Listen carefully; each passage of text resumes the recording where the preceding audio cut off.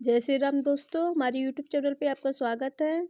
राजा जनक ने सीता स्वयंवर के लिए महाराज दशरथ को निमंत्रण पत्र क्यों नहीं भेजा? जनकपुरी में जब सीता स्वयंवर का आयोजन हुआ, राजा जनक ने देश विदेश के सभी राजाओं को सीता स्वयंवर में आने के लिए निमंत्रण भेजा। सबको निमंत्रण दिया, पर राजा दशरथ और अयोध्या वासियों को किसी को भी निमंत्रण नहीं दिया। इसका कारण कोई आपसी बैर नहीं, बल्कि ऐसी घटना थी जिसके कारण राजा जनक डर गए थे कि कहीं अगर वापस फिर से वही हुआ तो फिर क्या होगा। क्या थी वह घटना, चलिए जानते हैं। एक बार राजा जनक के शासनकाल में एक व्यक्ति का विवाह हुआ। विवाह के बाद पहली बार वह सच समझकर अपने ससुराल जा रहा था। कुछ दूर जाने पर रास्ते में उसको एक दलदल मिला। उसने थोड़ा पास जाकर देखा तो उस दलदल में एक गाय फंसी हुई थी, जो शायद फंसे फंसे मरने की अवस्था में थी।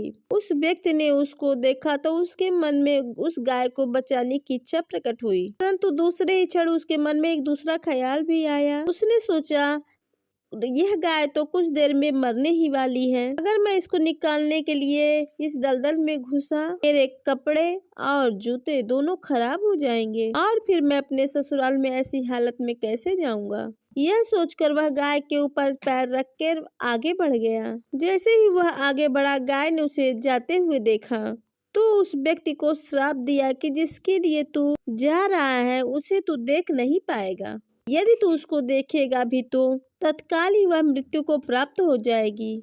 यह कहकर कुछ ही क्षण में गाय के प्राण निकल गए। उस श्राप को सुनकर वह व्यक्ति दुविधा में पड़ गया।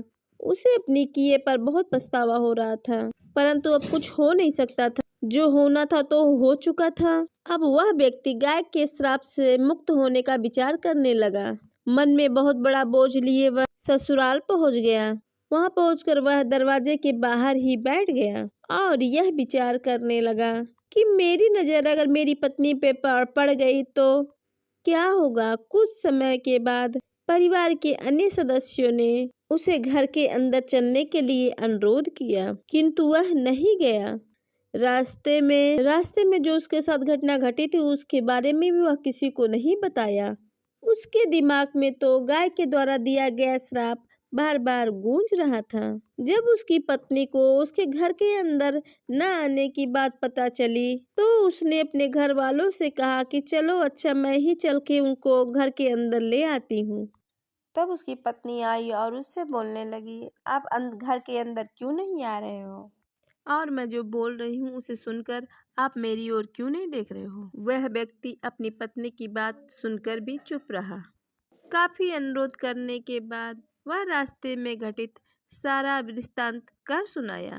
पत्नी ने कहा, मैं भी पतिव्रता स्त्री हूँ, ऐसा कैसे हो सकता है, आप मेरी ओर तो देखो। अपनी पत्नी की बात सुनकर वह जो ही अपनी पत्नी की ओर नजर उठाकर देखा, वैसे ही उसकी आंखों की रोशनी चली गई और वह अपनी पत्नी को नहीं देख सका। यह सब उस गाय के श्राप के कारण ही हुआ। उसकी पत्नी भी पतिव्रता औरत थी, इस कारण उसकी मृत्यु नहीं हुई। यह देखकर पत्नी राजा जनक के दरबार में अपने पति को लेकर गई। वहां जाकर वह सारा वृत्तांत कह सुनाया। राजा जनक ने राज्य के सभी विद्वानों को बुलाकर समस्या बताई और उसका समाधान पूछा। उन्होंने अपने बैठे दरबार में ब्राह्मणों से कहा, हे ब्राह्मण देव, अगर कोई आपके पास गौ श्राप से निवृत्त होकर कोई उपाय हो तो कृपया करके हमें बताइए। सभी विद्वानों ने आपस में विचार करके एक उपाय बताया कि यदि कोई पतिव्रता स्त्री छलनी में गंगा जल लाकर उस व्यक्ति की दोनों आंखों पर छींटे उसकी डालेगी तो इस गौ श्राप से मुक्ति मिल सकती है तथा इसकी आंखों की रोशनी पुनः लौट सकती है। राजा ने पहले अपने महल की रानियों और सभी से पूछा तो सभी को राजा संदेह की सूचना मिली। ऐसा सुनकर राजा जनक चिंतित हो गए। तब उन्होंने आसपास के सभी राजाओं को सूचना पहुंचाई। उन्होंने उन्हें संदेश में कहा कि अगर उनके राज्य में कोई पतिव्रता स्त्री है तो उन्हें ससम्मान हमारे महल में भेजा जाए। जब यह सूचना अयोध्या के राजा महाराज दशरथ को मिली तो उन्होंने सबसे पहले अपनी सभी रानियों से पूछा। प्रत्येक रानी का यही उत्तर था कि राज्य में आप किसी, चाहे वह झाड़ू लगाने वाली ही क्यों ना हो, इस नगर की सभी स्त्रियां पतिव्रता ही मिलेंगी। इस समय राजा दशरथ को अपने राज्य की सभी महिलाओं पर बहुत ही आश्चर्य हुआ और अपने राज्य के सबसे निम्न मानी जाने वाली सफाई करने वाली को बुलाया और उन्होंने उस महिला से पतिव्रता होने के बारे में सम्मान पूर्वक पूछा। तो उस महिला ने स्वीकृति में अपना सर हिला दिया। तब राजा ने यह दिखाने के लिए कि अयोध्या का राज्य ही सबसे उत्तम है, उस महिला को राजा जनक के राज्य में भेज दिया। राजा जनक ने उस महिला का राजसी ठाट बाट से बहुत ही सम्मान किया और उसका स्वागत सत्कार किया। तब राजा ने उस महिला को समस्या बताई और ब्राह्मणों ने जो उपाय बताया था वह भी उस महिला को बताया। महिला ने राजा को उस कार्य को करने के लिए स्वीकृति दे दी। अगले दिन महिला गंगा किनारे छलनी लेकर गई। वहां पहुंचकर उसने प्रार्थना की कि हे गंगा माता, यदि मैं पतिव्रता स्त्री हूँ और कोई मैंने पाप न किया हो और मैंने अगर अपने पति को ही परमेश्वर माना हो तो इस छलनी के द्वारा एक बूंद भी जल नीचे न गिरने पाए। यह गंगा जल कहीं नीचे न गिर जाए, इसलिए वह थोड़ा सा जल गंगा में ही झपका दिया।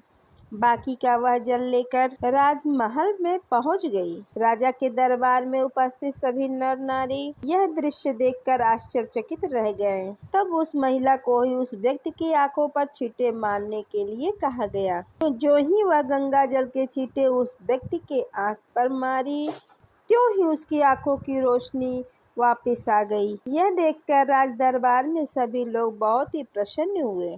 तब उस महिला को पूरे राज्य सम्मान के साथ विदाई दिया गया। जब उस महिला ने अपने राज्य को जानने के लिए अनुमति मांगी, तब राजा जनक ने उसे अनुमति देते हुए राजा जनक ने उस महिला से जिज्ञासुवश उस महिला की जाति पूछी। तब उस महिला द्वारा बताए जाने पर राजा आश्चर्यचकित हो गए। यही कारण था कि सीता स्वयंवर के समय राजा ने सोचा, जिस राज्य की सफाई करने वाली इतनी पतिव्रता है तो उसका पति कितना शक्तिशाली होगा। राजा सोचने लगे कि अगर मैंने उनको निमंत्रण भेजा और राजा जनक ऐसे ही किसी व्यक्ति को हमारे यहाँ भेज देंगे स्वयंवर में और वह धनुष को तोड़ देगा तो क्या होगा, राजकुमारी कहीं किसी निम्न श्रेणी के व्यक्ति को न वर ले। यही सोचकर राजा जनक ने अयोध्या नरेश राजा दशरथ को स्वयंवर निमंत्रण पत्र नहीं भेजा। किंतु विधाता की लेखनी को कौन टाल सकता है। वही हुआ जो होना था। राजा दशरथ के पुत्र वन में विचरण करते समय अपने गुरु के साथ आखिर स्वयंवर में पहुंच ही गए तथा धनुष तोड़कर राजकुमार राम ने सीता का वरण कर ही लिया।